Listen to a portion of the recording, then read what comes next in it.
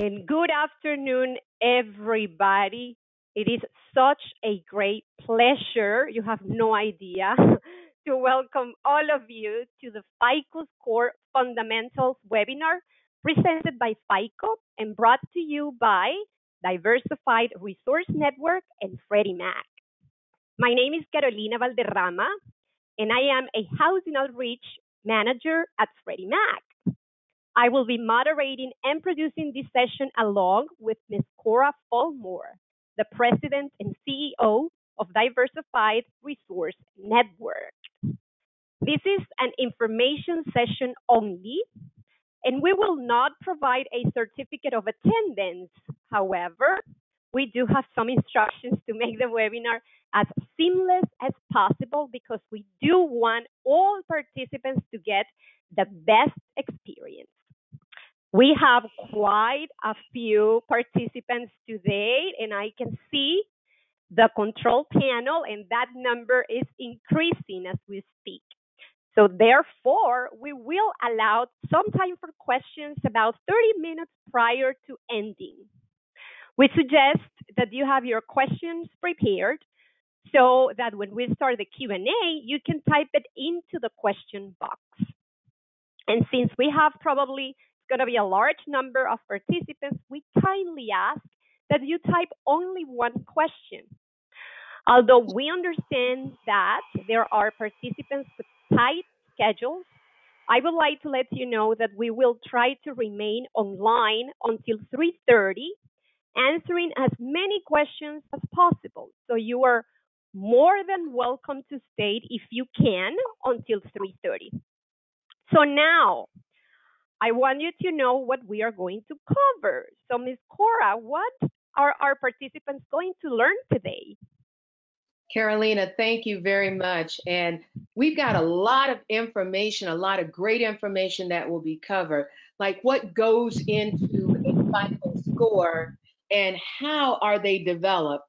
Then we're going to also look at how are the reason codes derived. Remember, we've talked about that in some of the classes that we've presented. So you're going to get the information on how those reason codes are actually derived, what bureau files will not get a FICO score. And I think that's really important that you understand that.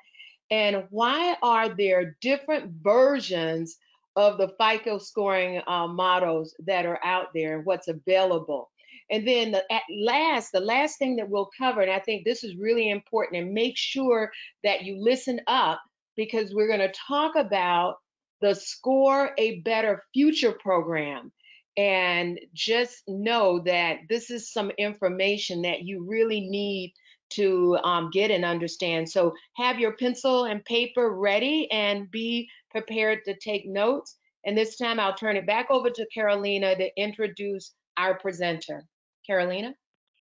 Thank you, Cora. Yes, we can't wait to hear from Miss Julie. So yes, our facilitator, FICO Director, Ms. Julie Wooding. We can't wait. Ms. Wooding works with clients, consumer advocates, and regulators to help them better understand the power of credit scoring technology and its benefits to the financial industry. As a key subject matter expert in the FICO Scores group, Julie works with top-tier lenders in the U.S. to help them evaluate and implement FICO scoring solutions. She also delivers in-depth credit scoring training to regulators and lenders, most recently in the U.S., Canada, Russia, Mexico, Spain, Romania, the Philippines, and Qatar.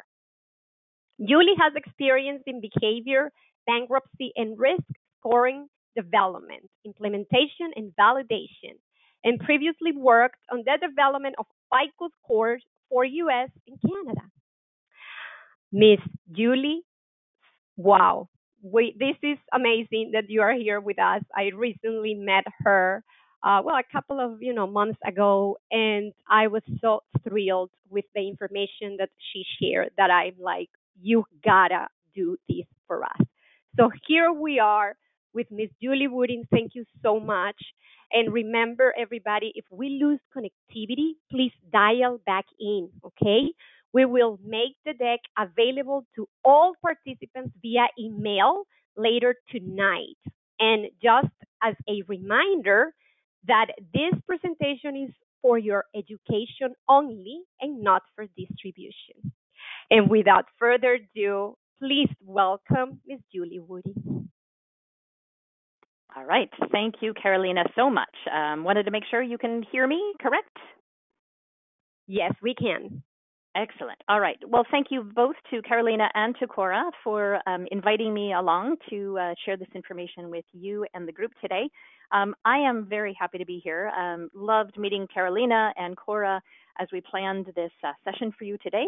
And as Carolina said, we are hoping to stay on perhaps another 30 minutes or so just to make sure we answer as many of your questions as we possibly can. So as she said, I do a lot of training, and it's really kind of the favorite part of my job.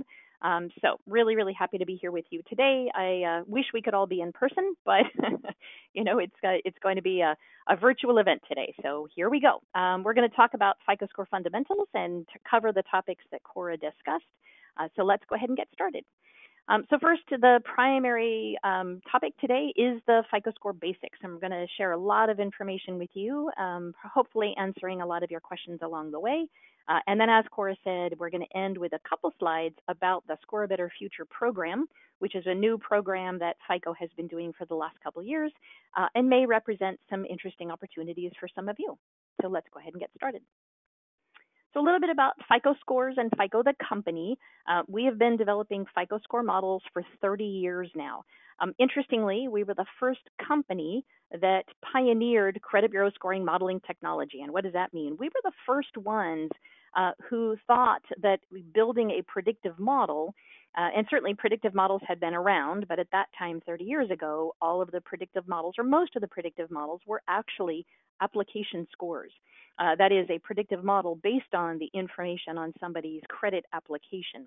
So we were the first ones that said, hey, there are these major credit bureaus. They have a lot of information in those consumer credit bureau files. We bet we could build a really strong predictive model off of that data. And of course, it was successful, and thus the FICO score was born.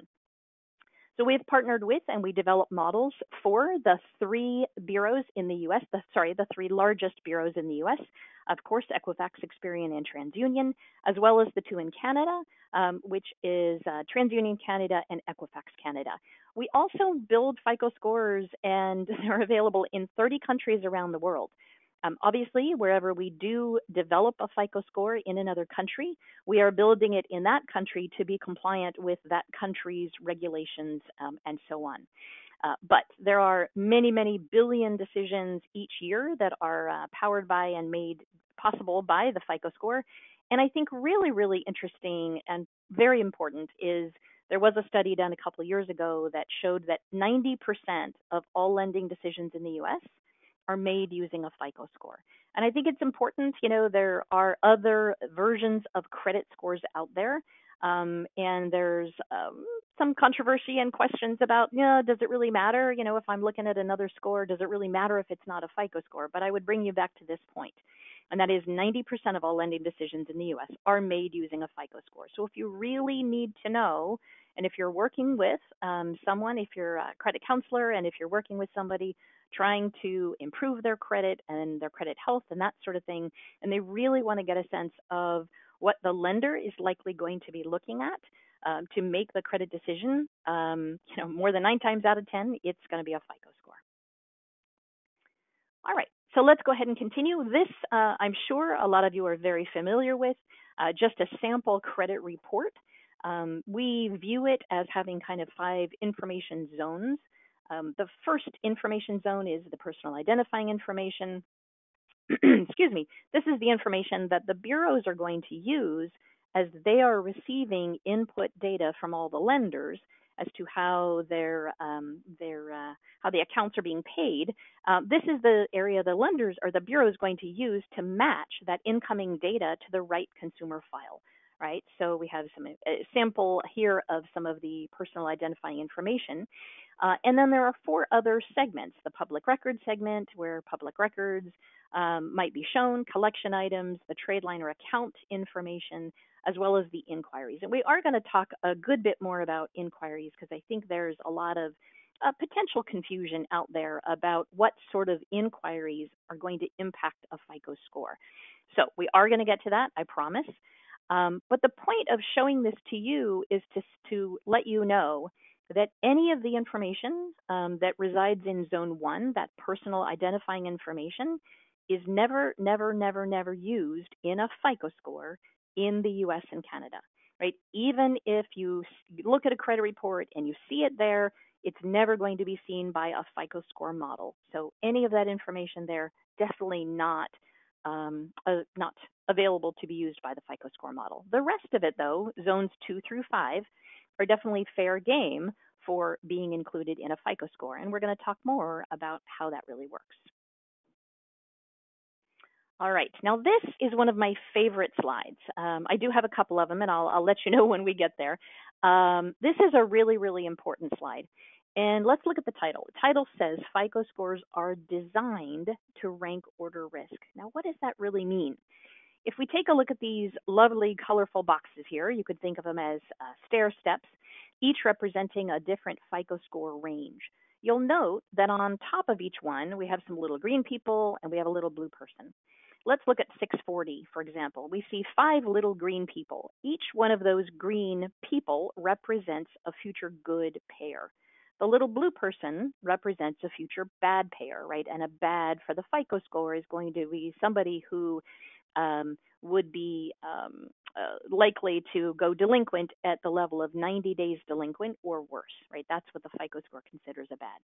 But anyway, if what we were looking at here reflected kind of what we would consider to be maybe the good, bad odds of the FICO score itself, and if we were all working for the same bank, and if we had 6 applicants, all who scored 640, and if we approved them all, we could expect, and if they had good, bad odds of 5 to 1, as we see here, we would expect 5 of those account holders to go on and be good payers in the future, and probably one of them to go on and be a bad payer in the future.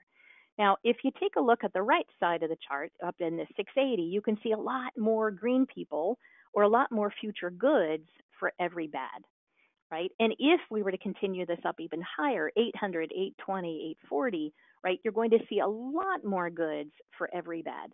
And this is really what we want the FICO score to do, is to rank order risk. So we rely upon the FICO score to be able to score any population, right? Whether it's a subprime auto population, whether it's a really clean bank card portfolio, whatever it is, if we score and calculate the FICO score on that entire population, we expect the FICO score to do a really good job of identifying who are going to be the future good risks and score them higher, and who are going to be the future bad risks and score them lower. And that's really what we expect the FICO score to do. All right, and that's why lenders rely upon it. So clearly, the FICO score generally is a number from 300 to 850. You'll note the asterisk there. It is pointing down to the footnote at the bottom. We have industry scores that have a slightly broader range. So instead of 300 to 850, the industry scores range 250 to 900. And we're going to talk a little bit more about the industry scores, why we have them, and how they're used in just a couple minutes. Obviously, the FICO score is based on the consumer and the information in the consumer's credit file. No other information is used, just what's ever on the credit bureau report. And of course, the purpose is to rank order risk. So hope that helps. All right, so this is another one of my favorite slides. I absolutely love this because it shows you in just this very simple example how a FICO scorecard or how a model really works. And you'll hear me perhaps using those terms interchangeably, a scorecard or a model, but they kind of mean the same thing. So what we're looking at here is an example, and I will say it's an example because all of the numbers are made up, right? This is not the secret sauce of the FICO score. It's just an example to help you understand how it works. Now you'll note it also is labeled a partial model. You can think of this as kind of a truncated model. What we see here are 5 characteristics or variables that are in this model or scorecard. a typical FICO scorecard will have between 10 and 15 characteristics per scorecard or model. All right, so you can think of this as kind of truncated. We're only looking at 5 characteristics. A typical one has 10 to 15. And of course, the fact that they're not actual FICO score numbers. So what we're looking at here are 5 categories, and there are 5 categories of information that you might have heard of before, into which the information falls in one of 5 categories that goes into a FICO score model. So within each category, we're looking at one example characteristic. So let's take a look at the first one in the upper left-hand corner. The category shown here is payment history. I should say, too, that the categories are shown in order of importance. So how a consumer has paid their accounts in the past is probably the largest factor in what the prediction is for how they're going to pay their obligations in the future. All right, so we have payment history, which is category number 1. Within this category, we're looking at one example characteristic, number of months since the most recent serious delinquency. Now, serious delinquency for the FICO score is always 90 days delinquent or worse. Again, that's when we developed the model, that's how we defined a bad. All right, so this characteristic, now let's say we were looking at a credit report for Carolina.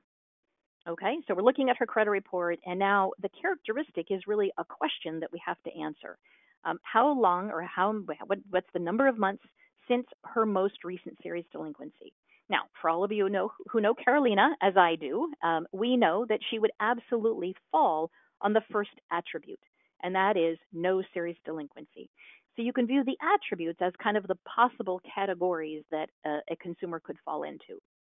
So clearly, Carolina has never had serious delinquency.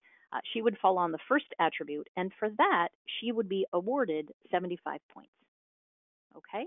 Now, the way the FICO score is calculated is we're going to do this for each and every one of our characteristics in the model or in the scorecard.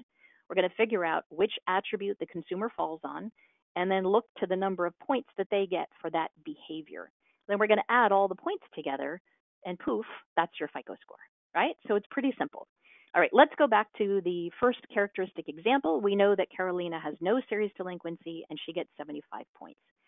The next attribute down, the 0 to 5, really means that if we're looking at a consumer file and they fall in that attribute, that means their number of months since the most recent serious delinquency was in the last 5 months, right? So maybe it was 1 month ago or 3 months ago or whatever, but they're going to fall in that attribute. For that behavior, they would only get 10 points, right? And it makes sense if you think about it, right? A higher FICO score represents better future risk, right? So the attribute of having no serious delinquency in the past is the least risky of the behaviors here. And therefore, anybody who falls on that attribute is going to be awarded with the highest number of points possible. But for a consumer who has had a most recent serious delinquency in the last 5 months, that's probably the riskiest behavior that they could possibly have in this characteristic. And for that, they're going to get the lowest number of points. All right, hope that makes sense. All right, so now we're going to move on to the second category, outstanding debt.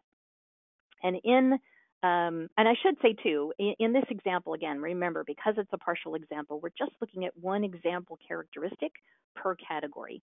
But we know that a FICO scorecard has between 10 and 15 characteristics. So I would expect in these most important categories of payment history and outstanding debt, you would likely to see a set of characteristics or variables in each category kind of working together.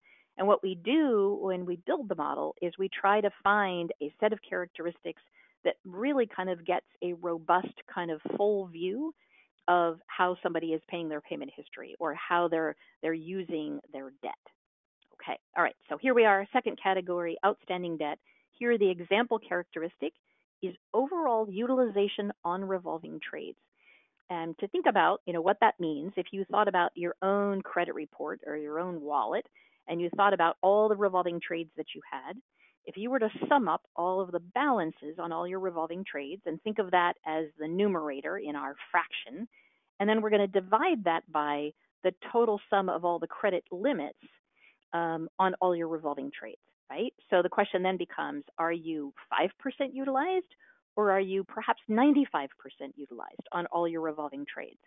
And as you would expect, this is a very important characteristic in the FICO score.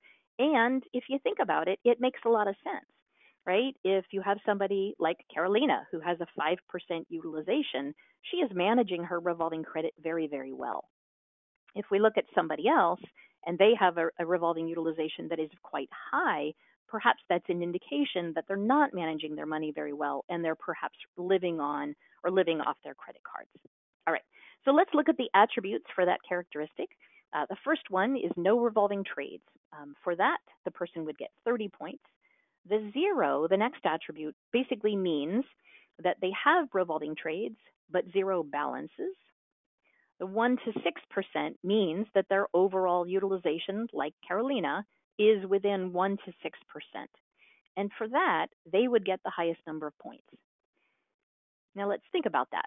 So if you have a low level of utilization, what this scorecard is telling us is that that is the least risky behavior, and that's even less risky than if you have 0 balances. So there are probably a couple of you maybe scratching your head, not literally, but thinking about that, saying, I'm not quite sure I understand why that works. And it's very true. So let me say this: 1 to 6% is not the magic range, right? Not the optimal utilization to have. Remember, it's just an example. But it is true in our FICO score models that a low level of revolving utilization is generally viewed as less risky than somebody who has 0 balances altogether. And you might wonder why. And the way we interpret that is that we believe that a low level of utilization, with a low level of utilization, the consumer is demonstrating that they can manage their revolving credit very well. This is probably, again, a really important point to tell you that when we develop our FICO score models, it's not just a bunch of smart people sitting around a table, the data scientists saying, well, I think it should be 1 to 6%. I think it should be 1 to 8%, right? What happens when we develop a model is we get a data sample from the bureau that we're building the model for, and it's millions and millions of consumer files. We're going to talk a little bit more about that later. But what actually makes it into the scorecard in terms of which characteristics are coming in to be predictive and how are the attributes defined and what are the points, all of that is driven from the data, right? From what that data tells us on those millions and millions of consumer files. So what goes into the scorecards is absolutely driven by the data. All right, so I'm not going to go through the other examples of the characteristics here. We're going to revisit this partial FICO score model a little bit later, but I wanted to give you a sense of how a FICO scorecard works. All right, so Cora also mentioned earlier that there are a number of different FICO score versions in the US. Absolutely true, and you might wonder why. So let's talk about what we have here. First of all, you'll notice we have the 3 columns, each one containing the names of the FICO score models at each bureau. Right at the top of the list, we see Equifax, TransUnion, and Experian. And the FICO score at the top of the row is called FICO Score 10 and FICO Score 10T. Interestingly, as of today, these models are only available so far at Equifax. They're brand new. They've just come out kind of within the last month or two at Equifax. They're soon to be out and will be out and available at Experian and TransUnion by the end of the year. All right, so those, you'll note it says coming soon, but we do have all of the other FICO score models that are out there and available for lenders to use.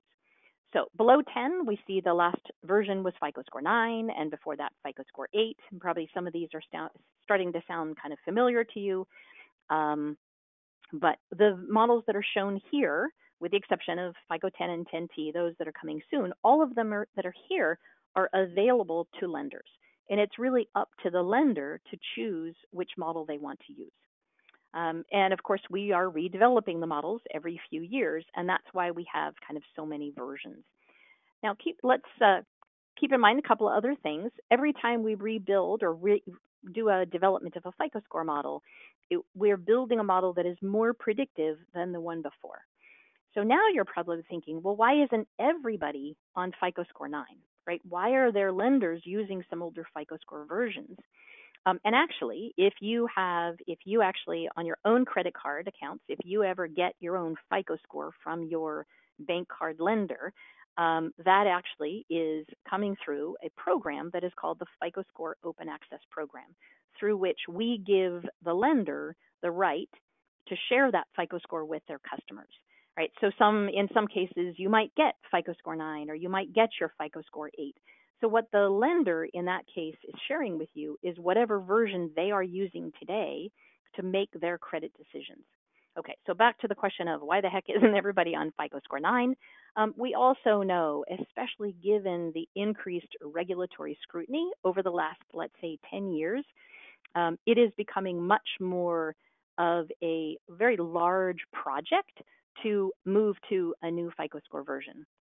The lender has to validate the new score. They have to do all sorts of analyses about how the score distribution might be different when they move to the new score, and do all sort of analytics. And they have to be able to prioritize that project work within their unit. So it is true that there are indeed some of the older FICO Score versions that are still being used today because lenders just have not yet been able to move to the new score. Now, I will say there's one exception to that, and that is if we are dealing with or thinking about a mortgage lender who is going to resell their mortgage loans to Fannie or Freddie, then they must use the FICO Score version that Fannie and Freddie have endorsed, and it differs by bureau. So at Equifax, that would be FICO Score 5.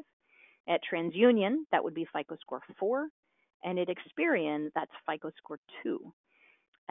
Now, you might now be thinking, why are they on, such old score versions?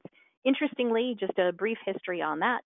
Back when FICO Score 8 was developed and released, Fannie and Freddie did their analysis and their validation of it, and we believe that they were just about to endorse FICO Score 8 across all three bureaus when the last recession hit, right? The recession from about 2008, 2009. So FICO Score 8 was never endorsed. FICO Score 9 was the next one that came out. We do believe that Fannie and Freddie have completed their evaluation of FICO Score 9. And that leads us into a whole other kind of complicated situation.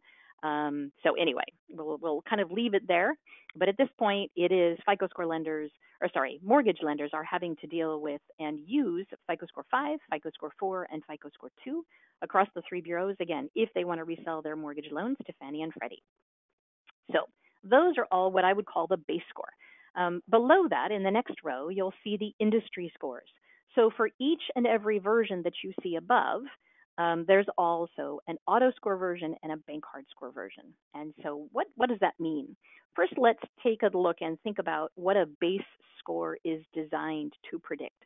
So when we build a FICO base score, the purpose of that score is to predict what is the likelihood that this consumer, this applicant, this customer, whoever I'm calculating the score on, what is the probability that they're going to go bad 90 days or worse on any of their accounts or trade lines over the next 24 months? All right? So the base FICO score is not looking specifically for a specific type of performance. It's just saying, I'm predicting what's the probability they'll go bad on any of their trades. But let's think about it. If I'm an auto lender, I may not really care if somebody's going to go bad on their bank card, right? What I really care about is if I'm an auto lender, what's the probability they're going to go delinquent or bad on an auto loan? And that is what the auto score does. And similarly, the bank card score is going to be focused on predicting performance on bank card accounts. So the auto score and the bank card score exist, again, for each and every one of these other versions. And they are widely used in the bank card and the auto industry. All right, probably enough on that, but I did want to give you a sense of why do we have so many. And there are a lot of versions that are still in use by lenders. All right, just a little bit more about the industry scores and how they're calculated. So here we have an example. Let's just say, for example, we calculate the base FICO score on a consumer file, and we come up with a 684. Now let's say we apply the auto scorecards to it. So there are additional scorecards that are applied to that 684 that are going to work to sort of adjust that base FICO score either up or down, given that, again, the auto score is trying to predict what's the probability somebody is going to go bad on an auto loan. All right, so let's say we apply the additional auto scorecards to the 684, and then lo and behold, it actually is going to take the 684 base score, add 12 points to it, and come up with an auto score of 696. And so you might be thinking, well, what could have changed? Well, let's think about a consumer file, for example, that had a well-paid auto loan that was closed, right? In the auto scorecard, that sort of prior positive payment history on an auto loan is going to be very important and reflect that perhaps that risk of future auto delinquency is less. All right, hope that helps. All right. So the next one, again, I mentioned that in the beginning that we do develop models, FICO score models, individually for the 3 bureaus in the U.S. as well as the 2 in Canada. It's important to note that what we call the design blueprint, or the way in which we develop the models for the 3 U.S. bureaus, is the same. And it's really important because when we build, let's say, the FICO score models at Equifax, TransUnion, and Experian in the U.S., we scale them all to that same odds to score relationship, right? We talked about odds to score before when we were talking about the FICO score being developed to rank order risk.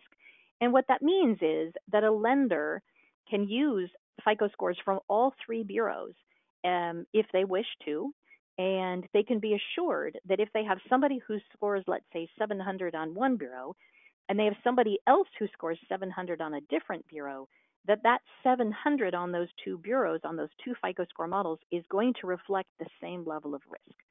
All right? So the way it works, when, let's say, we're looking at Equifax, if we are building a FICO score for Equifax, we work with Equifax, we get a very large data sample from them. Again, millions and millions of consumer files. We build the FICO score model on that data. We then put the formula, right, for the FICO score in a piece of software. We ship the software to Equifax. They take the software and implement it on their own system. Now, in the future, when somebody wants, let's say, a FICO score from Equifax, they're going to make the request of Equifax. Equifax is going to take their own data on the consumer report, right, on Carolina's report, what's on here. They're going to take their data that they are collecting. They're going to feed it through our software to calculate the FICO score, and then return that back to the lender who requested it. All right, so that's how it works.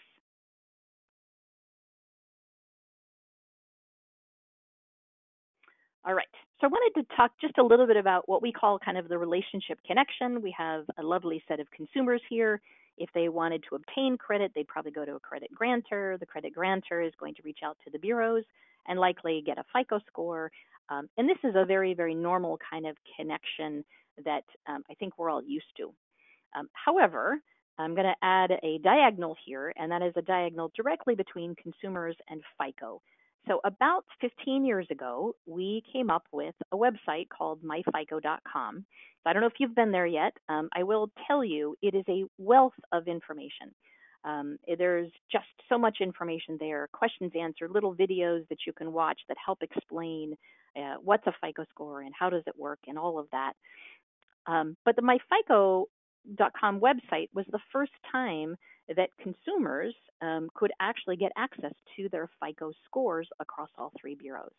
Now, I will say, if you go to myfico.com and you want to see your FICO score, somebody would have to purchase it, right? So you would have to buy the FICO score. But even if you just wanted to go to the website and you didn't want to buy the FICO score and just look at and read and leverage all of the other educational information on the site, go for it. It's really a tremendous, tremendous site. There's another educational site called FICOScore.com. Again, that one isn't selling FICO scores, but just educational information. Another really great resource if you want to learn more about it. And then the last piece is what I talked about in terms of the FICO Score Open Access Program.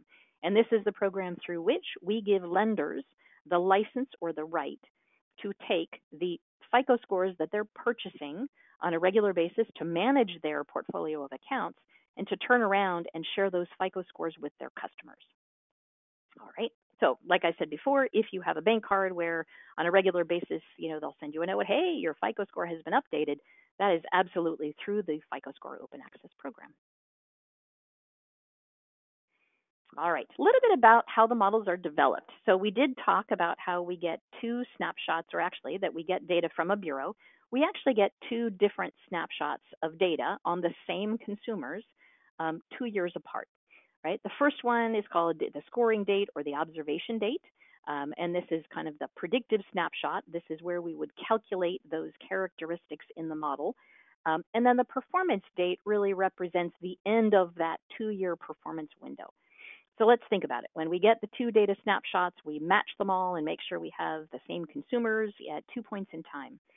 Um, and then we're going to evaluate what is their actual performance on all of their trades or accounts over that 2 year window, right? You're absolutely going to have consumers like Carolina and Cora, who across that 2 year performance window, everything was paid perfectly, right? You're absolutely going to have others that had financial troubles or just didn't feel like paying their accounts, and they're going to have delinquencies over that 2 year window. And really what we do when we build the model is we take a look at, let's say, all the goods, right? All of the people and the consumers who over that 2 year window paid everything perfectly on time. And then what we want to do is go back to that scoring date, the first snapshot, and say, what is it that we can see as of that earlier date that would have helped predict whether they were going to be a good or a bad payer, right? And, the population that ended up being good, what was it that we could have seen at that earlier snapshot that would have helped us predict that they were going to be a good, right? And the same thing with the bads. And that at a very high level is kind of how we, obviously it's a lot more complex than that. But that in a sense is how we build our models. All right. So just kind of showing it in another way, there are the data elements or the characteristics that go into a FICO scorecard have to be permissible, right? So we can't use anything that we're not allowed to use based on regulations. And it also has to be predictive.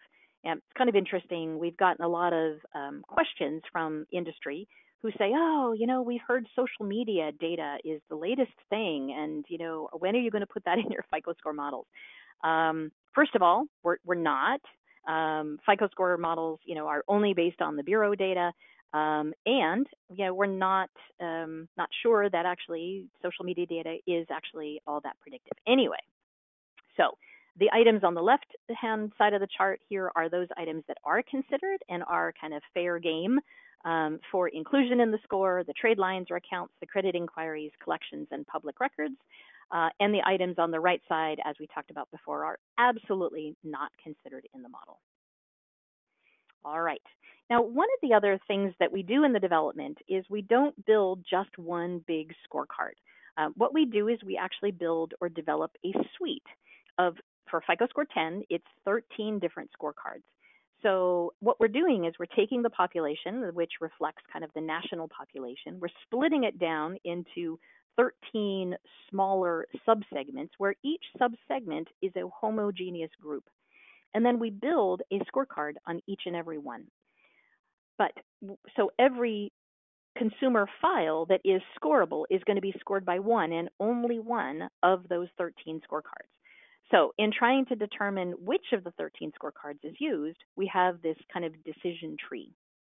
So at the top, we first look at the consumer file. We ask, is there presence of serious delinquency or derogatory items? And again, serious delinquency is considered 90 days delinquent or worse.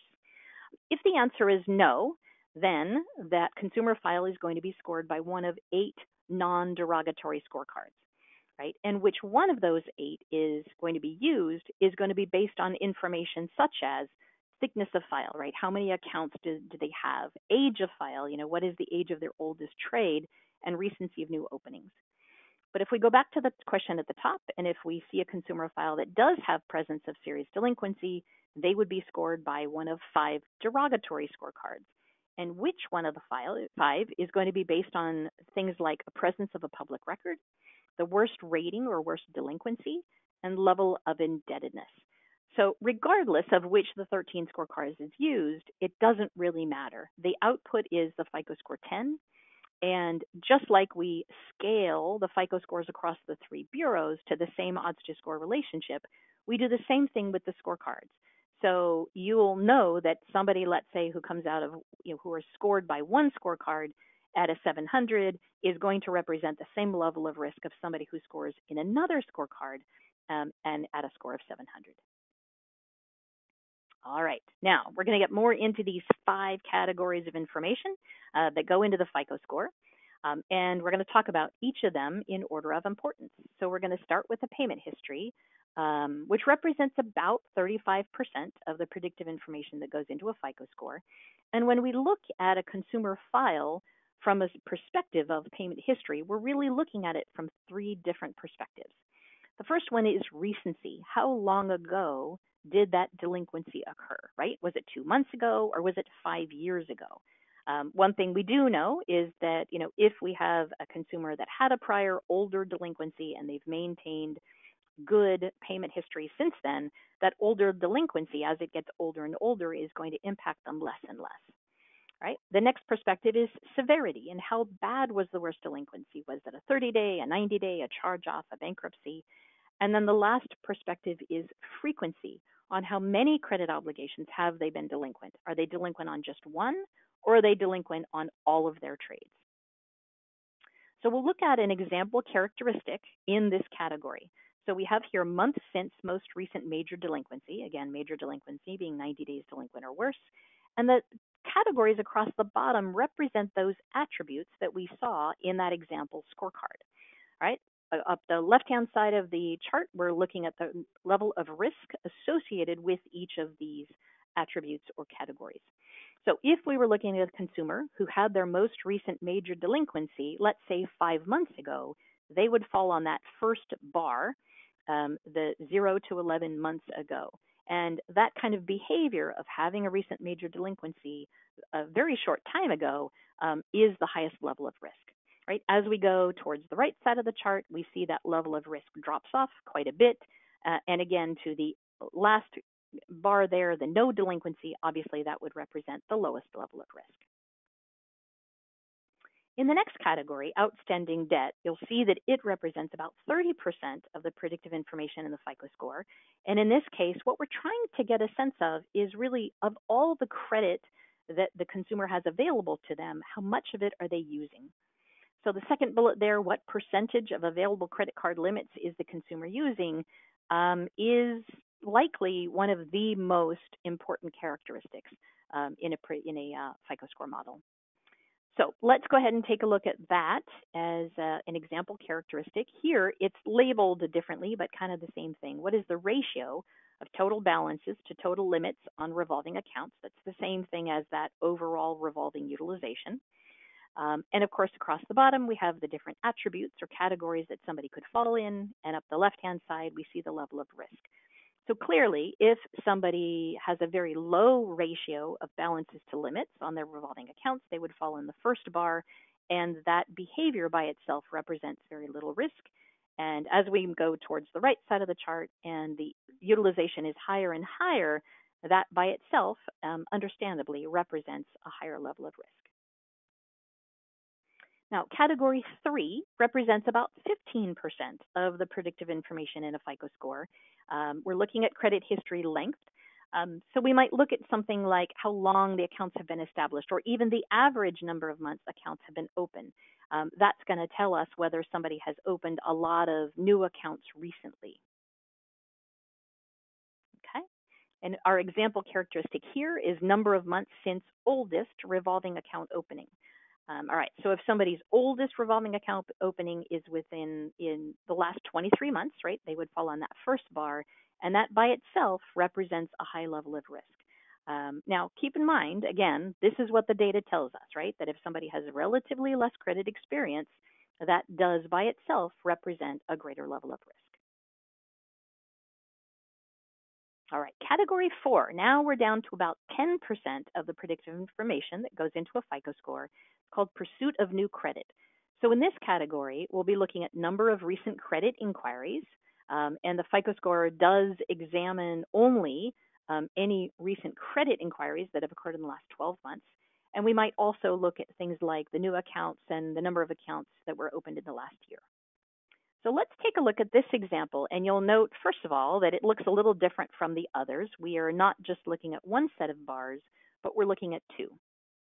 So the characteristic here is number of inquiries, and the attributes are 0, 1, 2, 3, and 4 to high. Basically, how many inquiries do they have on the consumer file within the last 12 months? So interestingly, we're looking now at two sets of bars, each representing a different population. So the purple bars are labeled young thin files, and you can think of young thin files as maybe somebody with less than 3 years credit experience and perhaps 3 or fewer trades. It doesn't really matter for this example. And the mature thick files is kind of everybody else. Now, it's interesting, if we look at the risk pattern, certainly it makes sense, right, that the number of inquiries, as it increases, the risk level gets higher. But what's also really interesting here, and actually this points out a really, really good reason as to why, when we develop our models, why we use segmentation, right? Why we don't build just one big FICO scorecard, why we build 13 scorecards, one each on 13 different populations. Let's take a look, for example, at the number 2, right? So 2 inquiries is certainly more risky than 0 and less risky than 4 to high. But what we see here is that the level of risk differs based on what population I'm looking at. And for a young thin file, for somebody with relatively less credit experience, that same behavior of having 2 credit inquiries is going to be considered more risky than if that same behavior was done by a consumer who had a mature thick file. All right. And again, because of the segmentation, because we might, build separate scorecards on those 2 different populations, within each scorecard, we can allow the data to tell us what level of risk that behavior is going to represent.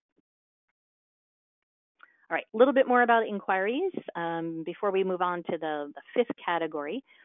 So FICO scores will only consider consumer-initiated inquiries for credit. That's really, really important, right? So if you want to, let's say, refinance your mortgage, if you want a new auto loan, if you want a credit limit increase on your credit card and you request it, that's considered a request for credit, right? Those are called hard inquiries, and it's only the hard inquiries that will actually impact a FICO score. But there's a lot of other types of inquiries. Promotional inquiries are also called pre-screen inquiries. So when you get those envelopes in the mail saying, hey, you're pre-approved for whatever, those are soft inquiries, will not impact the FICO score. The same with account review or account management inquiries, and so on. All right. So if you're a consumer and you look at your own credit report, which I hope you have and I hope you do, you might see all of these types of inquiries. But again, it's only those where you were actually seeking credit in the last 12 months that could impact the FICO score. But even so, remember, we're down in category number 4, right? It's just the last, some of the last 10% of the predictive information.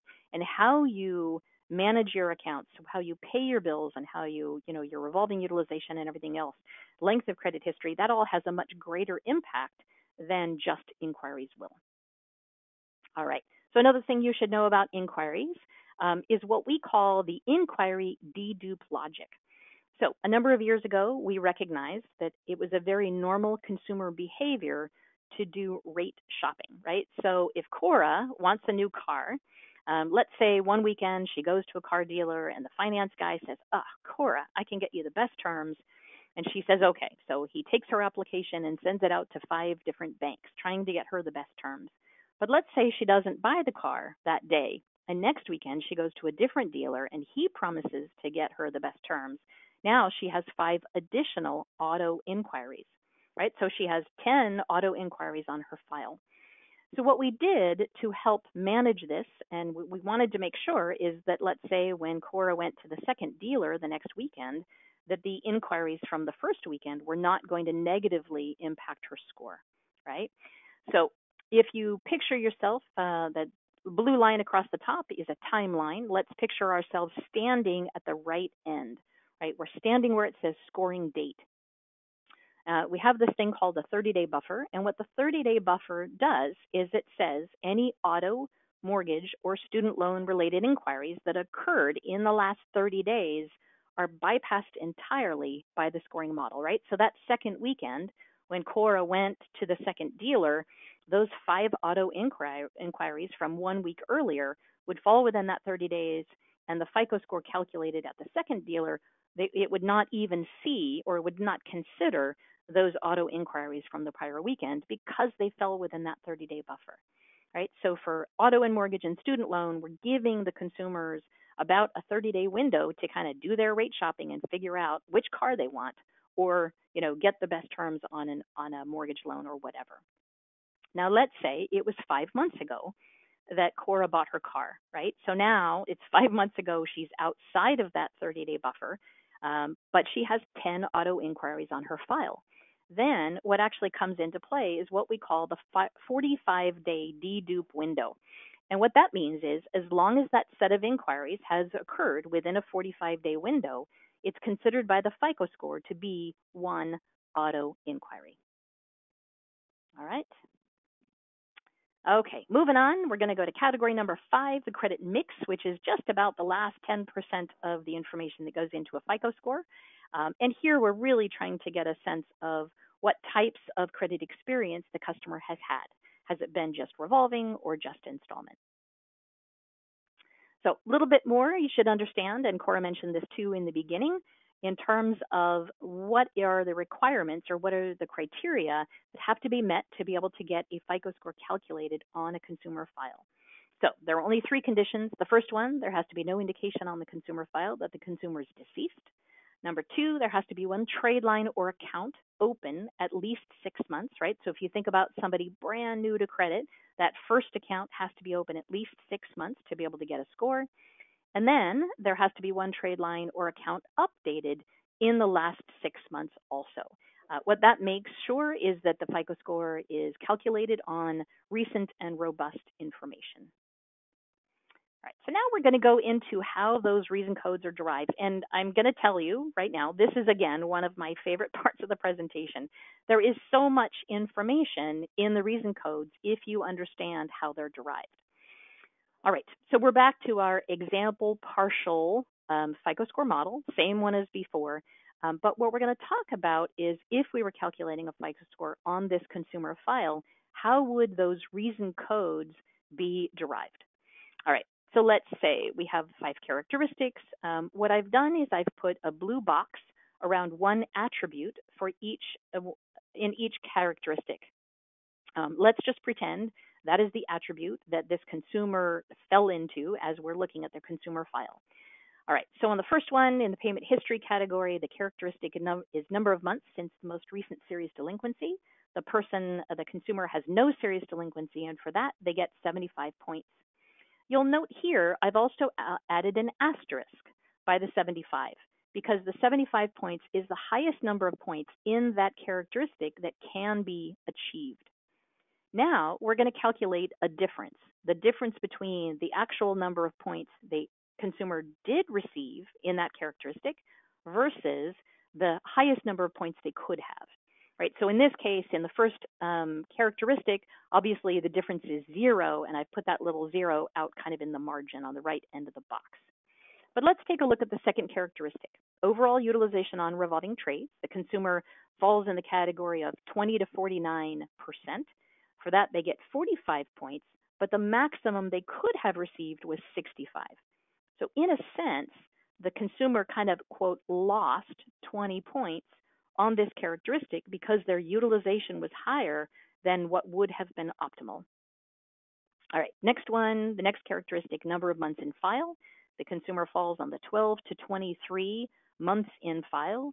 They get 35 points, but in a sense, they've lost 40 points because if they had had a longer time in file, then they could have perhaps gotten a higher number of points, and therefore their score wouldn't be as low. We do the same thing for the other 2 characteristics, again, calculating that difference between the points they did receive and the maximum they could have. And so now we have these differences. Now, you know that FICO Score likes to rank order things, and I'm going to tell you that the order in which the reason codes are returned is of great importance. So what's going to happen here is the characteristic on which the consumer lost the highest number of points is going to be associated with reason code number 1, right? And again, we're talking number of months in file. That first reason code is likely to say something like time in file is too short, right? It's plain, it's simple, it's clear. It's just saying if you had had a longer time in file, you might have had a higher score. All right. Number 2, we're looking at the upper right-hand corner, the pursuit of credit with the number of inquiries in the last 6 months. The consumer had 2 inquiries, got 45 points, but they lost 25 points because if they had had fewer inquiries, then they probably would have had a higher score. And of course, we did the same thing with number 3 and with number 4. All right. Now, I'm hoping that there are some of you sitting there going, oh my gosh, this is incredible. I never understood before, because when you look at the reason codes, what it's telling you is this is, especially number 1, right? This is associated with the characteristic on which the consumer lost the highest number of points. I think it's fascinating. I hope you are as excited as I am. All right. Little bit more, kind of moving on to a slightly different topic. On the myfico.com website, there's a new tool called the FICO Score Estimator, which I think is fantastic. Without, buying any scores or anything, if you go in and answer 10 easy questions, it will give you an estimate of a range of what it believes your FICO score is. So just wanted to throw that out there as one other helpful tool. All right. So I know I'm slightly running out of time, so I'm going to go through this a little bit quickly because we wanted to make sure to leave enough time for questions. Anyway, what we're looking at here are just some comparisons between the prior FICO scores, FICO 8, 9, 10, and 10T, in terms of what is different. Let me just give you kind of some of the highlights. The newer scores are obviously built on more recent time frames. They're more predictive. The good news is that all of them will include telco and utility payment information if it's reported on the file. The improved scorecard segmentation, that's something we reevaluate every time we do a FICO score development. We have improved authorized user treatment that was put into place in FICO Score 8 and has still been continued. There's improved thin file treatment, making sure that thin files are scoring accordingly based on the level of risk that they represent. Including rental trades. That was something that was put into place with FICO Score 8 and has continued with 9 and 10 and 10T. With FICO Score 9, there were some improved collections treatments. Let me just kind of quickly list those for you. So in FICO Score 9, as well as 10 and 10T, if you have a third-party collection item that is fully paid, that will not be viewed or will be bypassed by those models. In addition, the models will consider a medical collection differently than a non-medical collection, and a medical collection is not viewed as negatively as a non-medical collection. And then, of course, FICO Score 10T has trended data, so that's kind of the newest enhancement to those new scores. All right, so we're going to get to a quiz. So what I'd like to ask you to do, you've probably been looking at the control panel. There's a chat box. Maybe some chatting has been going on. I don't know. I haven't been paying attention to it. But we're going to look at a couple example credit reports. And what I'd like you to do is just type into the chat box what you think the score might be. All right, and then Cora is going to read out some of those since I'm not paying attention to the chat box at this time, and then I'll show you what the FICO score is along with the reason codes. All right, so let's take our first one, Oscar Oldtimer. We're looking at a credit report from July 1st of 2020. He has 3 trades. Everything is recently reported. He has a nice long time in credit based on the date opened. He has credit going back to 1999. He has some balances, has an auto loan with a balance in retail, but in terms of his delinquency, he's current on everything and no historical delinquency. So what I'd like you to think about are those 5 categories we talked about, right? Payment history, which is 35% of the information, he's doing great, right? Category number 2, outstanding debt. He does have a little bit of balances, but nothing alarming. Category 3, credit history length. He's definitely had credit experience for quite a while. And he has no credit inquiries and has a nice mix of kind of revolving as well as installment. So I'd like you to go ahead and chat in and see what you think Oscar's score might be. Julie, people are chiming in even before you completed the case study. And so the scores are coming in on the low 700s to a high of 850 is what we're seeing here. And there's just a complete range. Okay. All right. All right. Well, I'm not gonna. I'm gonna alleviate the suspense. Oscar Oldtimer has a score of 794. Let's take a look at his reason codes or the score factors. The first one is proportion of balances to credit limits on revolving accounts. So let's take a look at his revolving accounts. He has an $800 balance on a bank card with $4,500 credit limit and a $100 balance on their retail card. So you're probably thinking, are you kidding me? Really? That's the most, yeah, that's the first reason code. But keep in mind, when you're looking at reason codes on a fairly high score, right, they're going to be much less meaningful. What it's really telling you is that if Oscar actually wanted to increase his score, all he would have to do, the primary thing he'd have to do is just reduce those balances. And yes, they it is a little unusual to see the proportion of balances to credit limits on revolving accounts on a score so high. But remember, what it's telling you is the type of characteristic on which the Oscar lost the highest number of points was related to that revolving utilization. All right, so that's what I think will be tremendously helpful for you in your work going forward. All right, let's look at his friend Shirley Shorttimer. Now, Shirley has pretty much the same credit experience, except her length of file, category 3, does not go back as long as Oscar's. Right, so she's still good from category 1 and 2, the use of credit as well as payment history.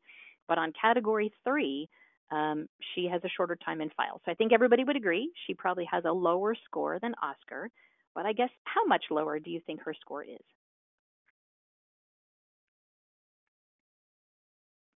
Well, they're Cora, you see chiming. anything? Oh, yeah, yeah. This group is not letting us rest at all. Um, we are getting the lowest score is 620, no, 620, and then the Mm-hmm. highest is 745, and all in between. Okay. Yeah, we're getting just a mixed bag All there. right. Well, that 745 was pretty darn close. And again, the impact that her shorter time in file will have on her credit report is going to be kind of in proportion to where that falls in those 5 categories, right? So it was category number 3, only 15%. Therefore, the fact that she has less time in file is going to have a minimal impact on her score. Interestingly, if we look at her reason codes, her very first reason code is time since most recent account opening is too short. And that's exactly what it's telling us. If she had a longer time in file, then she likely would have had a higher score. All right, let's move on to their friend Patty Paywell. Wow, Patty has a lot going on. Holy cow. Lots of credit, lots of balances. Wow, on that first bank card, she's actually over limit. She's also over limit on her retail card. She's pretty good, current rating and no historical delinquency, but she has, a number of credit inquiries. So she's seeking more credit. She has a lot of credit, has some real high balances. What do you think about Patty and her FICO score? And I will say, as you're thinking about it, remember, payment history is category number 1. Category 2 is outstanding debt. And Patty Paywell, although she's paying well, she looks like she might be getting in a little bit of trouble, and I think that's going to impact her score. Well, I think you're setting me up, Julie. I'll be honest with you, because this audience is not liking what I'm picking out, and they're saying I was the first one. So this group, the lowest I see right now is 596. No Tor. way. All right, that's what I'm seeing. And I see some other fives, and the highest I see right now is right at 695. Okay. Oh no, I got Okay. 5,625 is what I'm seeing, Waliska. But it's Okay. six something. So what do All you right. think? Well, whoever had that 596, you were just about right on. And Ooh, there are going to be people, I'm sure, who are looking at this and saying, "Are you kidding? She's been paying everything perfectly. There's no historical delinquency." But keep in mind, that's category number 1. But category 2, which is really important, is use of credit, right? And she has all these credit inquiries. So factor number 1, or reason code number 1, proportion of balances to credit limits on revolving accounts. That's kind of the big red flag kind of going off. That is absolutely the greatest area of concern. And even though she's been holding it together, I truly feel Patty Paywell is a little bit of a train wreck, right? She's seeking more credit. She's over limit on some of her revolving accounts. She is in serious trouble. All right, let's take a look at one more. We have their friend Robin Ranaway. Now, Robin really has kind of a mixed file. She has a mixture. She has had credit for quite a while. Wow, very low balances. She had a charge off about 6 years ago. She had a 90-day delinquency 4 years ago. She has had some inquiries. Wow, she's really kind of a mix. What do you think about Robin's score? okay, there. Oh, wow. We've got one here of 790. No, 490. 490 is the lowest. And then we've got a 735, and all in between. Okay. All right. So let's see what Robin's score is. So poor Robin, who ran away, doesn't get a score. And what we're looking at is the date reported, right? She hasn't had anything reported since 2018, right? This was a report from July 1st of 2020. Something has happened to Robin. We have no idea what her credit experience looks like for the last 2 years. Therefore, she does not meet the minimum scoring criteria, and therefore we cannot calculate a FICO score on her file. And think about it, even if we did, right, what we would be doing is calculating it based on what she looked like 2 years ago, right? And lenders are relying upon us to make sure that when we calculate a FICO score, we're giving them a risk prediction based on current recent behavior. So poor Robin does not get a score. But thank you so much for playing along. I really, really appreciate that. I have just a couple more slides. I'm going to go through them fairly quickly, and we'll make sure we have time for questions. So I wanted to share with you a little information about the Score a Better Future program. So what's happening, and they're now done virtually. They initially had been done when they could. They were being done in person. But what's happening is there's a team here that is bringing together the Score a Better Future events.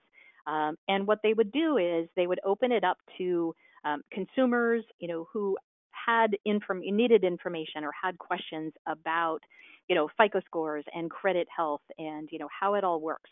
What they would do is go through kind of a part of a day program where there's a presentation by a colleague of mine, kind of similar to the presentation we're talking about today. So they would learn about how FICO scores work. And then there are nonprofit credit counseling agencies who are there in attendance. So after the consumers or attendees have listened to the presentation, then they can make an appointment with one of the credit counselors in the room to help them understand, what do I need to do to move forward, right? How do I improve my credit health? So the response to this has just been phenomenal. So I'm going to share a little bit of the feedback with you. So the training that they get talks about and focuses on understanding credit scoring, dispelling some of those myths about FICO scores. I'm hoping that even today's presentation for you has kind of dispelled some of those myths. And then, of course, it's all free, and they have the opportunity to have some one-on-one, face-to-face counseling from certified not-for-profit counselors to help them out. So I will say, too, I mentioned before we have a program called FICO Score Open Access, and that's the program through which we allow lenders or banks to share the FICO scores with the customers. We also have created, you can see it in the blue box at the bottom, the FICO Score Open Access program for credit and financial counselors. Going to share some information, I think it's on the next slide, about learning a little bit more about the FICO Score Open Access program. So what we are looking for in the Score a Better Future programs, when we do that, we are looking for local credit and financial counselors who are signed up through that FICO Score Open Access program, and they may be invited to attend their local event, and it would give the counselors the opportunity to, to engage more with those consumers who are looking for that kind of help. So just here are some of the places around the U.S. where we have done them. We did a lot of them in person over the last couple of years. The last two, the May and the June events, were virtual events. If you want to learn more about it, here's the website. And then I really wanted to share this, just some of the feedback we got from some of the people who attended. It gave me the motivation I needed to become financially healthy. We came up with a plan to raise my score.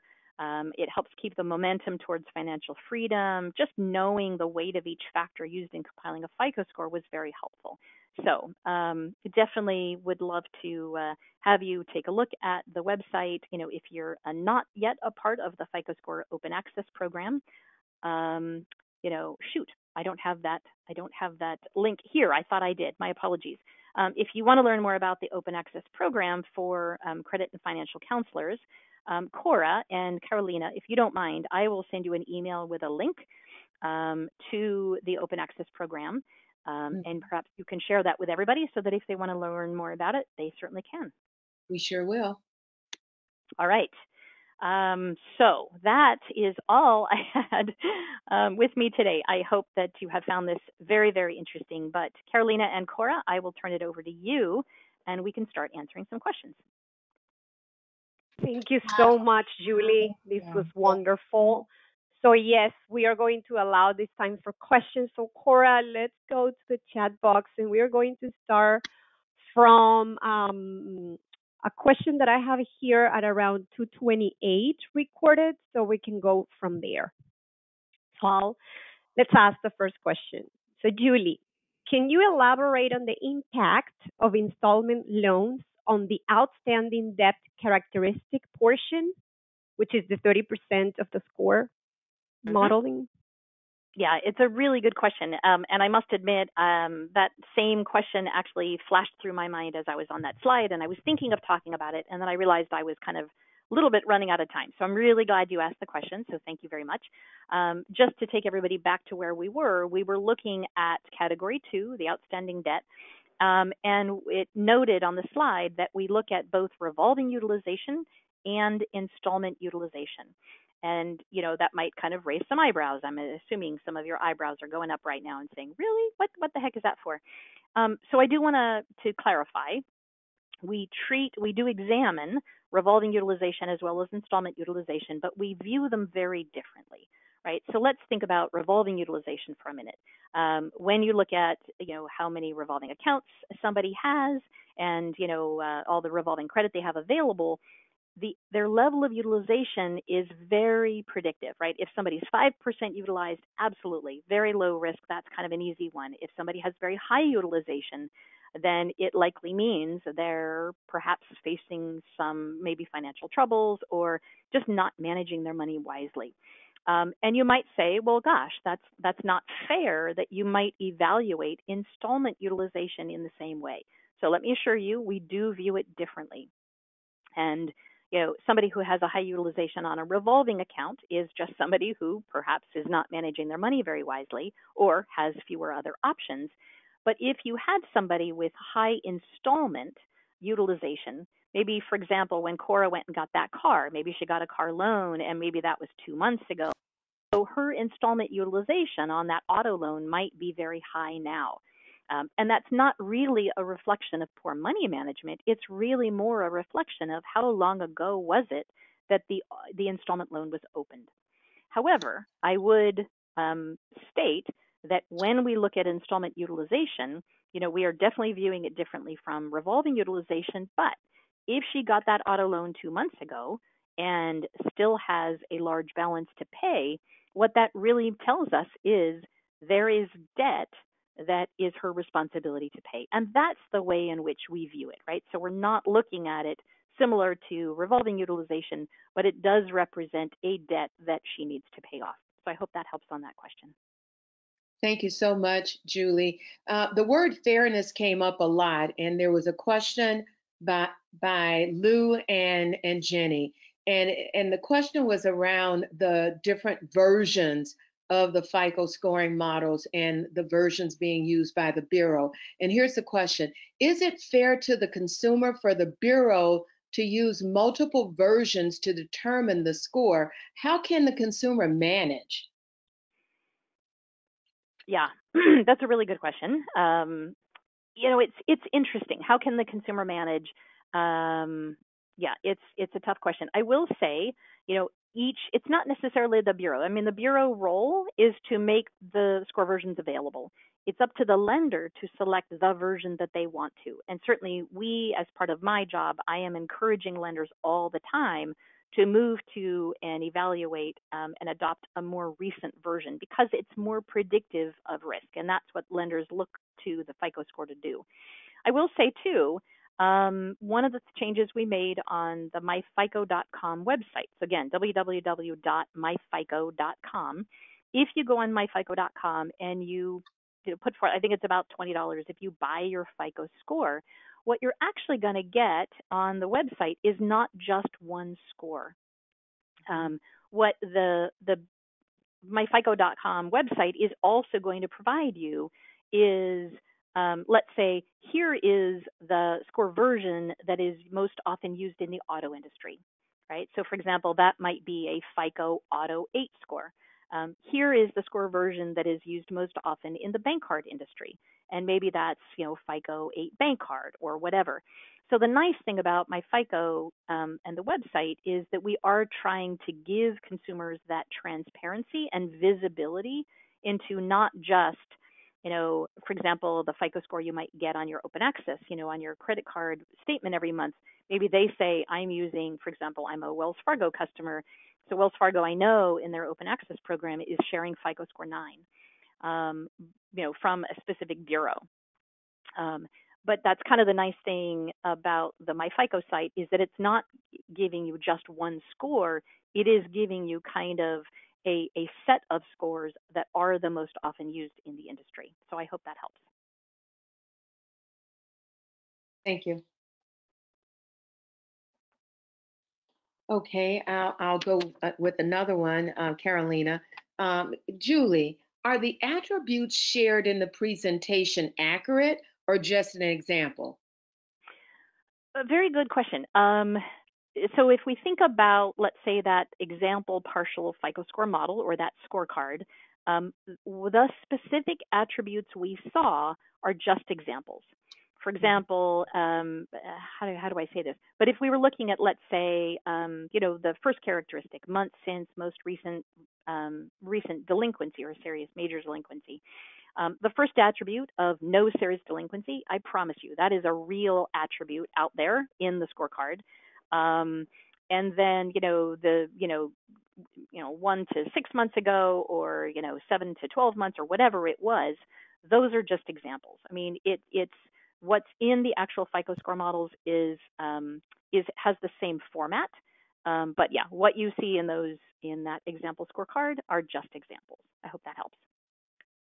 I'm sorry, I got disconnected, so I don't know which question Cora asked, but here is another one. So if we go back to Robin's case, where do you recommend she begins rebuilding her credit? Because it seems like when she applies for something, it shows no credit. Mm-hmm. Yep, it's a great question. And again, we don't know what happened with Robin Ranaway and why nobody has updated her file or her trade lines in the last 2 years. But if we did have somebody who maybe had moved out of the country for a couple of years and was coming back, you're right. It is going to be a little bit more challenging to start to build credit and to rebuild credit. One of the first things that we suggest is perhaps going with, let's say, a secured credit card, right? So if she had, let's say, $500 or something like that she could put down on a secured credit card, there's no risk to a lender. So even if she couldn't have a FICO score calculated, the lender is likely going to kind of allow that credit card as long as there's a deposit on file, with the bank. And that's a great way, even if it has a small limit, because the FICO score doesn't necessarily care about whether your limit is $500 or, $15,000. What it is going to look at is the utilization. So if she can start by, perhaps getting a secured credit card from a lender and making sure that, her utilization is low and she pays her payments on time, I think that's a great way to start back. Very good. Uh, there are so many great questions out here. This one is a simple one. Is there a list of reason codes available from FICO or from the three bureaus? Um, there is a list of reason codes available. As far as I know, they are provided to users of the score. So, for example, lenders would have access to them. And I don't know the exact role of the person who's asking the question. I don't think that they're necessarily made available to consumers.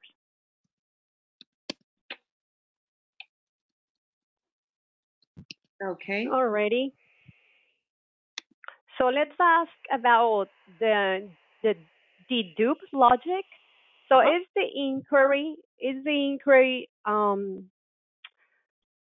the 30-day buffer and the 40-day window only for the newer FICO models, FICO 8, 9, 10, and 10T? That's a great question. I'm happy to say that the 30-day buffer as well as the 45-day dedupe window go back so far as, if you take a look at the FICO score versions, they go back to at Equifax, it goes back to FICO 5. At TU, it goes back to FICO 4. And at Experian, it does go back to FICO score 2, with one exception. And I'm thinking, let me just see if perhaps I can. I think it's just going to be so much easier if I can go back to that slide. Give me just 1 second, please. So, there we go. Okay. So if you look here, so back to FICO 5 at Equifax, back to FICO 4 at TU, and FICO 3 at Experian. So that generation of models, that is where we have that logic. However, the 30-day buffer has been around longer. So the older generation, FICO Score 4, FICO Score 98, and FICO Score 2, and remember, FICO Score 2 is the version that's being used in the mortgage industry for those mortgage lenders who want to resell to Fannie and Freddie. They still had the 30-day buffer. At this generation, however, the length of the dedupe window was not yet 45 days. It was 14 days. So Mm. the older generation, the 2, 98, and 4, still had the 30-day buffer, and they did have a dedupe window, but it was 14 days instead of 45. And then it was with the next generation where we went to 3 and 4 and 5, where the length of the dedupe window was considered to be not long enough at only 14, and it was increased to 45. Okay, good, good. Do you know, and this is not this will not count as my question, okay? I just want to make that very clear. Do Yes. when did the deduping rule come out? What was the date around that? Do you recall? Oh gosh. Yeah, man. I mean, FICO Score 2, this oldest generation of models, they have been out for probably over 20 years. Okay. Okay. All right. Good deal. All right. So here's my question from Okay. one of our participants.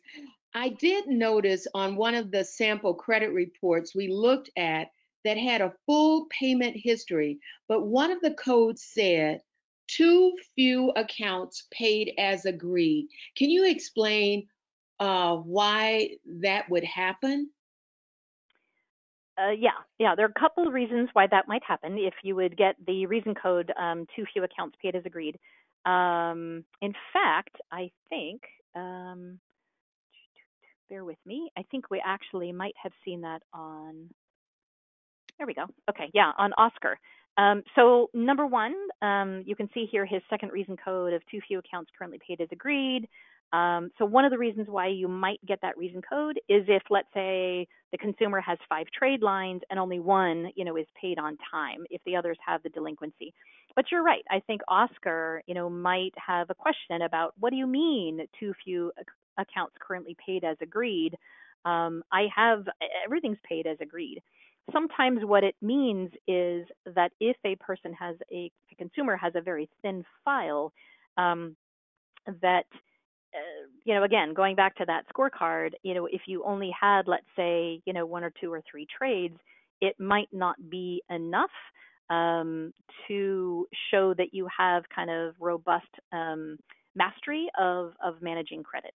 So I agree that it's a little odd, and it's a little less intuitive than some of the other reason codes, but it might just mean that there are too few accounts, that if they had had a more robust file, they might have gotten a higher score.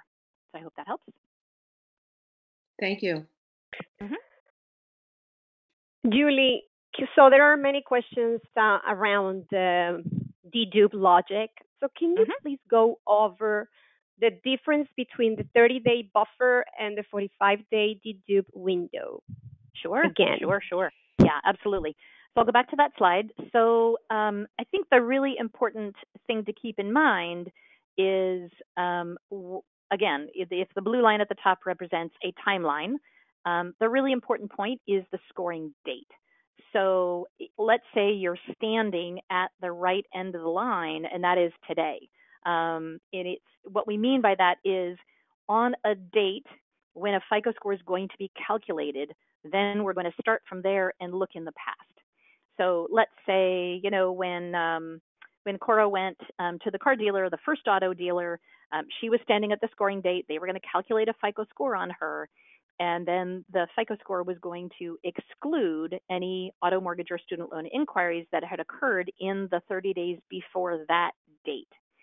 Now, a week later, right, when Cora went to the other dealer, she's still standing at the scoring date, right? But now there are inquiries that have occurred in that last 30 days, right? So the part that always moves is whatever the scoring date is, meaning that's the date on which you're looking to calculate a FICO score. And what we're trying to answer is, based on that FICO score we're calculating today, are there inquiries on the file that are going to impact this score that I'm calculating right now? So any of those inquiries of those types that have occurred in the last 30 days would be bypassed. And then again, so we still have to stay within 12 months, right? Because the FICO score will only consider those inquiries for credit in the last 12 months. If we are calculating a score today, right, but now we're looking at inquiries that occurred longer than 30 days ago, then that 45-day dedupe window kind of comes into play. And as long as you have a set of inquiries that have of a specific type that have occurred within a 45-day window, then they will be considered as a single inquiry. Does that help, Carolina? Yes, Julie, thank you so much. Of course, of course. Thank you, Julie. Here's another question. How will credit scores be impacted after special forbearances and the modification expires? Mm-hmm. It's a really good question. There's nothing in the presentation that's going to help us on that one. What I have heard is, I think it depends on, the CARES Act, right? So if you, under the CARES Act, if a consumer has requested some kind of accommodation or something, then the lender, if they give them that, is supposed to be reporting the status that they were right kind of at that point in time. So, for example, if somebody is current today and they request forbearance or a accommodation, then during the CARES Act period, the lender should continue to report them as current. If they're delinquent going into that, and that's when they ask for accommodation, then the lender will continue to report them as delinquent. I think what's going to happen, I think we're all kind of sitting on the edge of our seat and waiting to see what will happen. But if lenders have been reporting it, accordingly, and if when that accommodation period ends or whatever, and then the consumer has to start, repaying, it's really going to be based on kind of each individual consumer's situation. Very good. Thank you. Julie, is it true that it's better to have a low utilization versus not utilization at all. For example, having either $5 or $10 balance as opposed to a zero balance. Yeah, that part is true. So I will go back to here.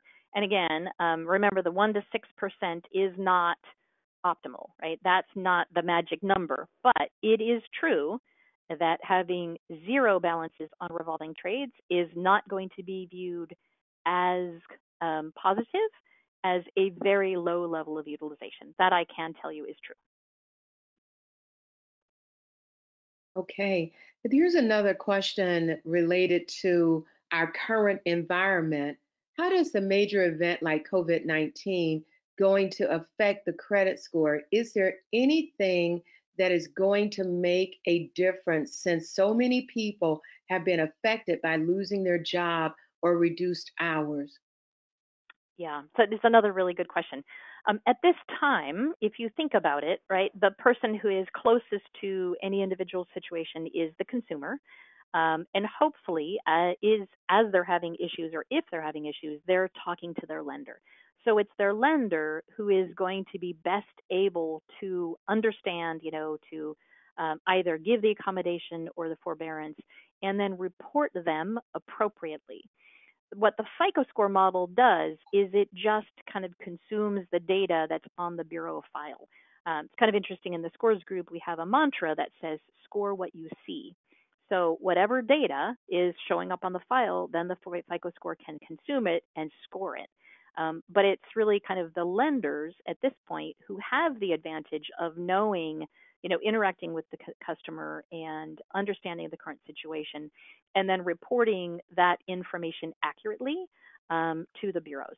And the FICO score, we haven't been able to make changes to the FICO score or anything like that based on this, but it's really up to the lenders. And we do feel that it's the lenders who have the greatest level of visibility into really what's going on with their customers, who can hopefully report everything accurately as they should be.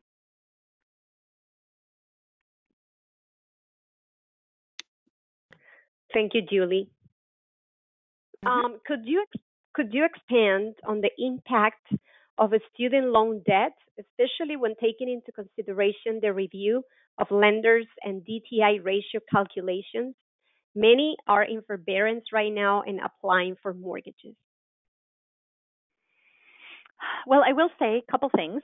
A student loan, if it is obviously when it's in deferral, it's just viewed as being paid on time and that sort of thing. It's just viewed as another trade.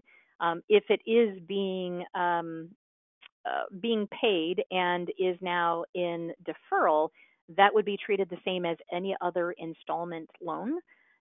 So, we don't have characteristics that are saying, well, if it's a regular installment loan, do this, and if it's a student loan, do that. So they would be just treated as any other installment loan. And Carolina, I'm not positive I got that I addressed all of the aspects of the question. Could you repeat that, please?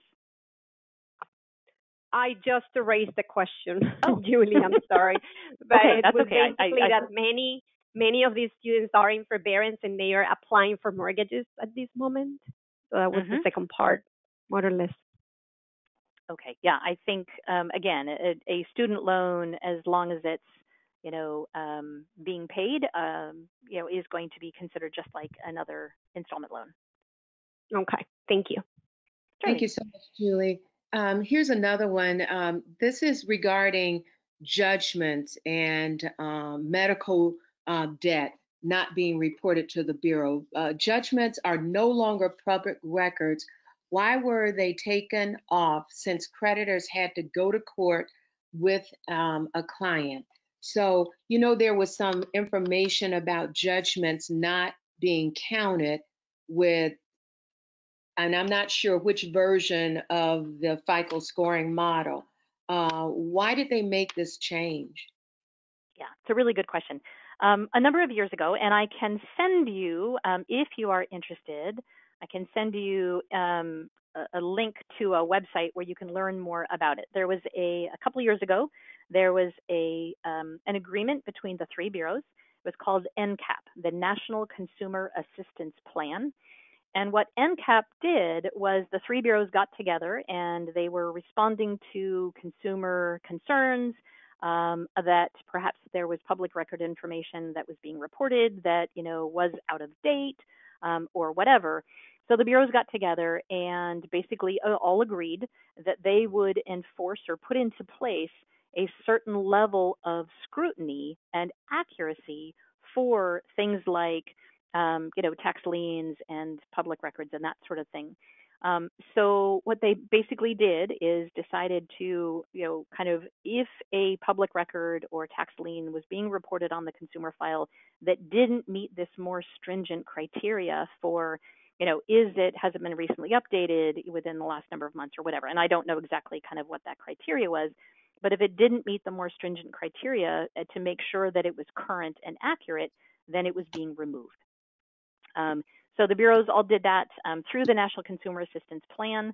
There were different phases over time. I think they all came into place, I want to say, kind of around, I want to say either the middle of 2017 or 2018.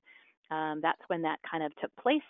So why was it done? Because the bureaus, I think, finally, just decided that there were sufficient concerns from consumers that some of that information was out of date. So they were putting that more stringent control in place. The impact of it was that a lot of it was removed. And again, I don't know, Carolina or Cora, if you want, I can send you a link to the NCAP that you would be able to share with everybody in case they wanted to learn more. That would be great. We do talk about that in the Credit Smart class, and whatever information you can share, it would be wonderful. Thank you. Okay. All right. We'll do that. Thank you. Okay, here's another one. So we'll see if you can answer this. How are lenders registered with the credit? How are lenders registered with the credit bureaus? If, for example, if they are an auto lender and mortgage lender, will they be considered the same in an inquiry, or would it be coded differently according to the purpose of that inquiry? That is a really, really good question. And I can answer it specifically because I have been dealing with a lender on this same question just recently. So apparently, when a lender kind of first sets up with a bureau, they can set up inquiry types. So for example, there's some kind of code or whatever. And so they could say, when I'm putting down an auto loan inquiry, I'm going to use this code. And if it's a mortgage loan inquiry, I'm going to use that code. It's those codes which will govern and control how that inquiry shows up on the credit report, and also then how the FICO score sees it. So that is really, really important. And that's something that, so for example, a very large bank with, lots of lines of business might have, a number of different inquiry types to indicate what type of loan they are, inquiring about. Yeah, great question. Thank you, Julie. Thank you. So, Julie, here's a question. Are there a different length of time for a hard inquiry to drop off a report? I just spoke with someone who said the lender he had talked to would only look at inquiries within the last 90 days. Well, okay, good question. That probably is a decision that lender is making, right? So they are making a determination that says, if an inquiry is older than 90 days, then we don't care, and it's not going to impact our decision. That's totally that lender's decision. I don't know how long inquiries can actually stay on the file, because, again, the FICO score will only look at credit inquiries that have occurred in the last 12 months. But yeah, beyond that, lenders could absolutely have their own practices as to, what type of inquiries they look at or that they're concerned about. But that's separate from kind of what the FICO score will consider. And to be honest, Julie, I lost my spot. I've got a better question for you that I want to bring up, if you don't mind, Carolina. Please. Of course, Cora. Go ahead. Here's the question, Julie. Is it possible to have a participant? What's your thought process on this? A participant pay an agency to get their credit fixed. And we hear this all the time. Yeah. Yeah. Yes, you took I it out hate of to my mouth, Cora. I'm sorry. Yeah, it's um how do I say this? I wouldn't recommend it. If you think about it, you know, there if something has actually happened, right? If a delinquency has actually occurred, then the best thing to do is to make sure that that information is accurately reported on the report. Any lender, any user of that credit information is relying upon the accurate um, information being there. I know that there are some entities who will try to say, "Oh, we can fix your credit," and they'll basically just sort of blast the lenders, every lender on the consumer file, with some kind of a dispute, hoping that at least some of them will quote take, and information will be removed from the credit file. That feels I can't I can't say it's fraudulent. It just feels wrong to me that the consumer says, yeah, that happened to me, but I don't want it there anymore. Well, I'm sorry. And again, the FICO score and the credit report is, we need that information to be accurate. And if it happened, then it happened. So I am not a proponent of paying somebody to fix or your credit. It just doesn't sound right to me. Thank you, Julie. Thank you, Julie. We go over this all the time in credit Yeah. Yeah, score, I'm sure. and your opinion was very valuable Hmm. Okay, because thank it you. emphasizes what we always tell our participants. So thank you. Mhm. Mhm. So do you think, with all the recent financial issues that a lot of people have had due to COVID, do you think that will be factored into the FICO scores in the future? That's a good question. I personally think the next time, I mean, obviously, we're just releasing FICO 10 right now. Couple years from now, when FICO 11, is being developed, and they're looking at a data sample, I would think that the developers would want to avoid this time period, because you do have, I've talked to lenders who say it's just driving me crazy, right? I know that there are people out there who would be delinquent, but they have, the deferral or whatever. And what I'm seeing in delinquency is not true, right? It's not the true representation of what's going on. So I would think in the next model that they would probably want to avoid this, the current time period. I think a lot of us would like to avoid the current time period, but anyway, but in the development of the model, yeah, they'd probably want to not look at this time period, because it's such an anomaly, such a really, really odd, um, circumstance of, of across the nation, kind of what's going on.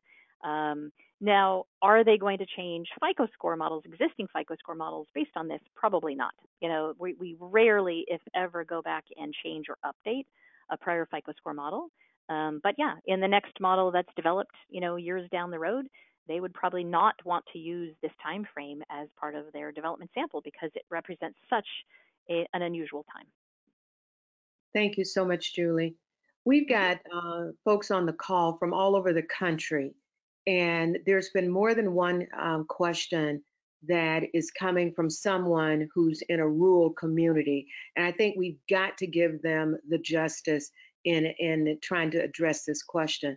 And the writer says that we are in a very rural area. We are a nonprofit organization serving the rural community. There are a lot of farmers. A lot of the loans are not being reported to the Bureau. Hmm. How can we best deal with this? Oof. Wow, that's really tough, and I didn't know that. So thanks for sharing. I guess I'm struggling. Is it, and I don't know, Cora, if you know. I mean, is it the situation of kind of very small local bank that is just not reporting because they're so tiny? It It could, seems like a complete disservice to the consumer. or it could be creditors, buy here, pay here dealerships. It could be Oh. um, finance companies that don't Hmm. report, very small um, finance companies that's only in that particular market, and Mhm. it's a challenge for the rural community. Oh yeah. So how do we then, and this not only impacts the rural community, but also the community that deal with businesses that don't report. And it really impacts minorities, people of color, and how do we even address that? Because it is, I mean, you showed us what's counted in the FICO Mhm. score model, but if in their community what they have Yeah. um, to get loans from is counterproductive to their credit score. Yeah, exactly. Exactly. That's a really tough one. I mean, unless there's, anything that could be done to convince those lenders to report, and it's kind of difficult. Although the way that the credit industry grew up in the U.S. Has been fantastic for Mm. all of us, right? Because so many lenders are reporting, especially the larger lenders, reporting to all three bureaus, and there's been this kind of environment of, hey, yeah, I'll report my information because I want to see how your customers are paying you. Um, and it's given us this very rich, robust set of information. But when it comes down to it, there is no requirement in the U.S. that requires lenders to report. And that's exactly what's going on. I mean, it's not like we could report those lenders and saying, they're not doing what they should or what they're supposed to. There's not a requirement to report. I think that's a really tough one. I don't know that I have a good answer for that, but you're right. I can absolutely see how that could be unfairly impacting those people in those communities. Thank you, Julie. And this one, I got asked, and this is from a fellow colleague. What are your thoughts on what FICO can do for the many, many people who do not bank, beyond bank, and don't and use just cash? Because this is especially common within certain ethnic groups. Hmm. Yeah, it's a good question. We do have, so I'm glad you asked the question. We do have, in addition to the traditional FICO scores, we do have two additional FICO scores that have come out in the last couple of years that use what we call, quote, alternative data. So let me tell you about the first one. So the first one is called FICO Score XD. You can think of that as extra data. Um, and it is designed to be used purely on the population of consumers that are not scoreable by the traditional FICO score. It leverages data. It's actually available through Equifax. It leverages data from Equifax as well as LexisNexis. And LexisNexis has information about things like, address changes and things like that. And then there's an additional database called the National Consumer, um, I'm forgetting the name. Sorry, the National Consumer uh, Telecom and Utilities Exchange. So if, for example, a consumer is, I know they're not banking, but if they're paying utilities and a cell phone bill and that sort of thing, that sort of information would be included in the FICO Score XD. So it is a solution that we are working very hard to get lenders to start using in the U.S. And then separately, and this is another alternative solution, but is likely not going to help those who are unbanked. This is called the Ultra FICO score, and that we have developed in partnership with Experian. And what it does is it allows consumers to contribute some information or permission access to their banking accounts to see things like that somebody is paying their utility bill through their bank account, on a regular basis. But again, if they're unbanked, that solution wouldn't help them. But FICO Score XD, is something, again, as I said, that we're trying to push it as much as we can and get lenders to start using it. And that would be something that would help. Thank you. So here's another question. Does FICO scoring models treat installment differently if they are taken from a finance company versus a bank versus a credit union, etc.? Yeah, it's a great question. I would say if we think back to some of the very, very first FICO score models, um, where there it was more prominent and prevalent that people were using finance companies and that sort of thing. I think that that kind of information used to come into some of the very, very earliest FICO score models. Anymore, that is really not generally not a consideration in the model. Hmm. Hmm. Okay. And this is a follow-up, Carolina, to the question about the rural Sure. community. And Hmm. and Sandra is saying that John Deere does not report, and that's in the rural community, and they're pretty large, but they do not report to the bureau, Yeah. which is a little bit of a challenge. Yeah, absolutely. Which is, yeah, I mean, this is just Julie, not FICO speaking, but from my perspective, my personal perspective, that is so unfair, right? Because they're kind of denying the opportunity for their customers to, um, kind of get, in a sense, quote, credit for paying their bills on time. It's really unfortunate. Hmm. But again, as I said, there's no requirement that lenders should and must report. So it's kind of hard when they don't. Okay, and we have time for four more questions. So let's see. Why? How to hear? Is it true that FICO score will drop the score of most consumers?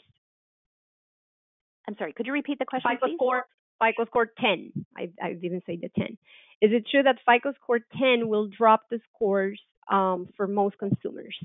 I'm really glad you asked that question. Interestingly, when FICO Score 10, when we first put out our first press release about FICO Score 10, um, what information we had shared with kind of the news or the media was that in FICO Score 10, there are likely going to be consumers that are moving up in score, and there are going to be consumers who are moving down in score.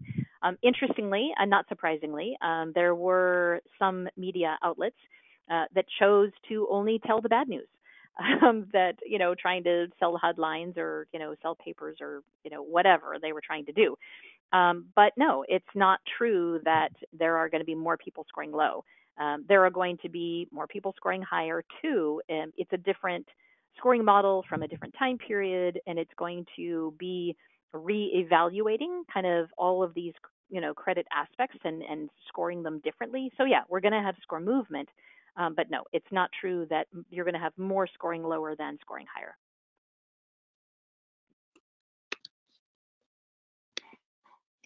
Okay, how long does consumer disputes stay on a credit report? Good question. So there is an established dispute resolution approach.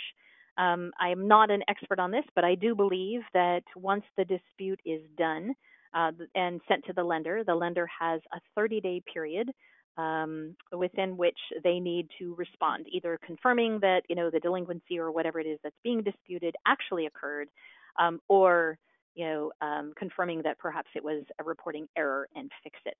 I do believe that if within that 30-day window they have not appropriately replied, then the dispute comment would be removed from the file.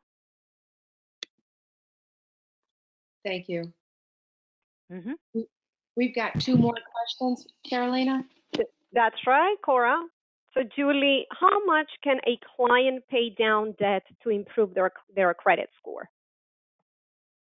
How much can they pay down debt? It depends. It really depends on kind of where they start, and are we talking revolving versus installment? I would say both of them, both paying down installment as well as revolving would help. I would say that paying down revolving to a very low level of utilization is likely to have a greater impact on the score. So how much could they impact it? It all depends on what does the payment history look like, right? All the other five categories, the credit history length, the credit mix and the pursuit of credit. If you had somebody, let's say, that had a lot of delinquencies, had a very short time in file, had a lot of credit inquiries, and paid down their revolving utilization, it may not change their score much at all, right? Because their score might be viewed already as very risky due to, the multiple inquiries, the delinquencies on the payment history. And I know it kind of drives people crazy because a lot of times I get questions that say, well, if I do this, how much of a change can I expect to see? And the answer is always the same. It depends, right? There are so many factors that are going into the FICO Mm-hmm. score that changing just one of them, it's impossible to say what the impact of that one change would be unless you're looking at the whole file. Thank you, Good. Julie. Thank you. Cora, do you have the last question? Because I Yeah, do want to ask one I, last question around. Okay, go why ahead. don't you ask the question and then I've got a comment. Okay, good. It's just around how to enroll into the open access for nonprofits. So, Uh-huh. what's the process? Is there a cost to that? How is the whole thing? Yep, really good question. And I'm so sorry I did not have that link in my slide. I will definitely send that to you that you can share with everybody. The cost is absolutely free. It's very, very easy. When you go to the link and you go to that website, it gives you instructions. There are some requirements. So one of them is that it has to be a nonprofit credit and financial counselor. So the other requirements are shown. It's pretty easy, absolutely free. I think you have to download. There's like a one-page agreement that you have to sign, and it tells you where to send it in. And then there are some tools, and I didn't mention this, but there's so many tools available to credit counselors for them to use with your consumers. So really, really valuable program. I apologize again, I didn't have the link. I will send it to you guys, and if you can get it out to everybody, we'd love to have people joining us for the program. Sure, sure. So this is Thank the you. last comment. Thank you, Julie, first of all, for being willing to share your wealth of knowledge to our members and to the groups that are associated with Freddie. This has been an awesome class, and all of the comments in the question box has been such that same thing that they truly enjoyed it. And this is just a comment coming from you. You mentioned that someone had said that you should be using social media data in order to come up with the credit scores. And Mm-hmm. I just want to say, thank God you are not. Uh, Yeah. Considering that, that would be a disastrous move if you decide to go in that direction. So we're just Mm-hmm. happy to know that you're not using social media. This has been No. an awesome class. Thank you. Thank you so much. I'll turn it back over to Carolina to close out. Cora, you said it all. The only thing that I have to add is just that if you can see all the comments and the, thank you notes on the chat box, it's pretty amazing. So I thank you, Julie, for taking the time, as Cora mentioned, and we are so glad to have been able to help our participants, right, to inform them, because knowledge is power. So here we are. Thank you so much. We hope to see you sometime next year. We are going to invite you again, Mm-hmm. probably. My And pleasure. oh, thank you, Julie. And well, everybody have a great afternoon. Enjoy. Take care.